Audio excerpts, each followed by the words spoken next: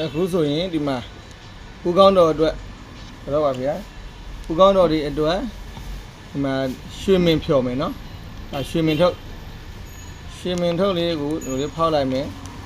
ဖောက်ပြီးအမုံလေးတွေအောက်ကျအောင်နည်းနည်းလေးချလိုက်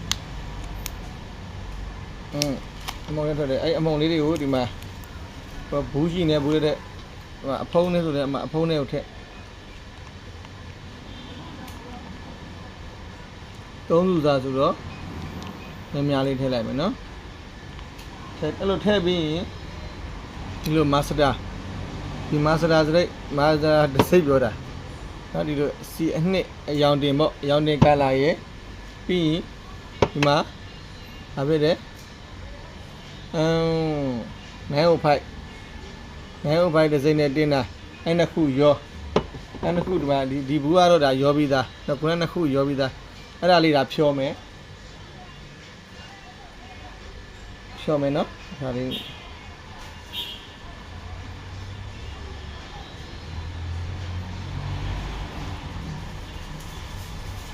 ီရနေအောင်လေအဲ့ဒါလေးကိုဒီမှာဒီလိုလေးမှွေပေးမယ်နော်သုံးမဲ့စုပ်တန်လေးနဲ့မှွေပေးမယ်ဒါခုနအသုံးစုရတယ်မတူတော့ဘူးနော်ဒါတတိယအဆင့်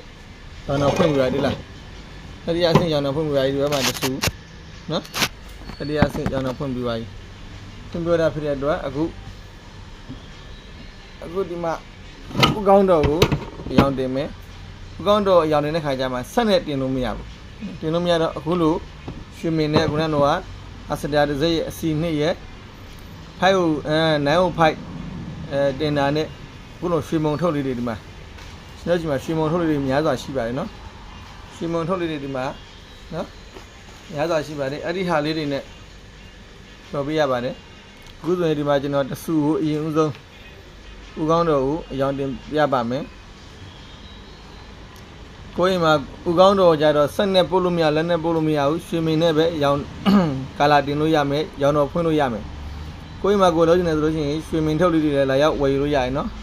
ဗဒကဘာတင်ငန်းဆိုင်မှာဒီမှာစတင်လုပ်ပြနေပါပြီပြီးသွားမှတစ်ခါပြပေးမယ်နော်အခုတော့လောက်ပေါ်လုံးလေးပဲကြည့်ထားပါ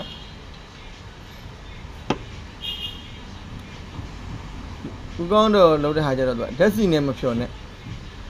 ဘာဖြစ်လို့ဓာတ်စီနဲ့မဖြော်နဲ့ဆိုရင်ဓာတ်စီကြတော့ပြက်သွားတယ်ခုနပြောလိုက်ကျွန်တော်ပြောတဲ့မျိုးနဲ့ရောဆက်ပြီးတော့လုပ်မယ်ဆိုလို့ရှိရင်ဒါတွေက